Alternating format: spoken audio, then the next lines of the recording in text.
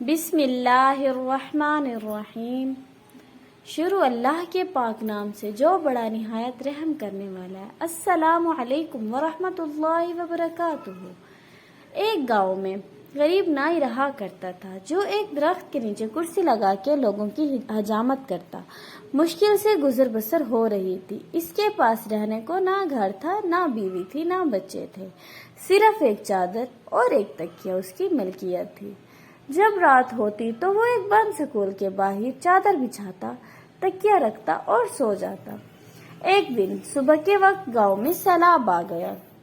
اس کی آنکھ کھلی تو ہر طرف شور و غل تھا۔ وہ اٹھا اور سکول کے ساتھ بنی ٹینکی پر چڑھ گیا، چادر بچھائی، دیوار کے ساتھ تکیہ لگایا اور لیٹ کر لوگوں کو دیکھنے لگا۔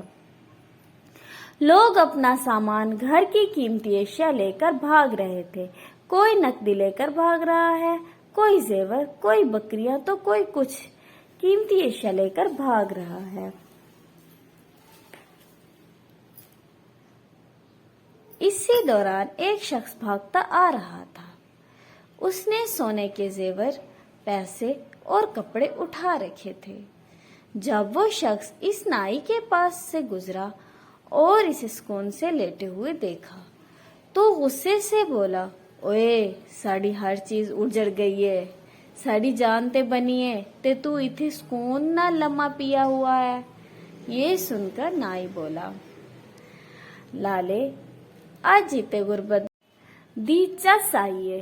جب میں نے یہ کہانی سنی تو ہنس پڑا، مگر پھر ایک خیال آیا کہ شاید روز محشر کا منظر بھی کچھ ایسا ہی ہوگا، جب تمام مسلمانوں سے حساب لیا جائے گا۔ ایک طرف غریبوں کا حساب ہو رہا ہوگا، 2 وقت کی روٹی، کپڑا، حقوق اللہ اور حقوق العباد۔ ایک طرف امیروں کا حساب ہو رہا ہوگا، پلازے، دکانیں، فیکٹریاں، گاڑیاں، بنگلے، سونا اور زیورات، ملازم، پیسہ، حلال حرام، عیش و آرام، زکوٰۃ، حقوق اللہ، حقوق العباد۔ اتنی چیزوں کا حساب کتاب دیتے ہوئے پسینوں سے شرابور اور خوف سے تھر تھر کانپ رہے ہوں گے۔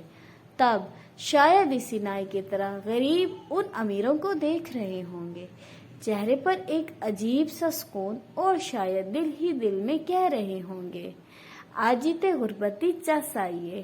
اللہ تعالیٰ سے دعا ہے کہ ہمیں ہر نعمت کا شکر ادا کرنے کی اور اللہ کی رضا کے مطابق استعمال اور تقسیم کرنے کی توفیق عطا فرمائے۔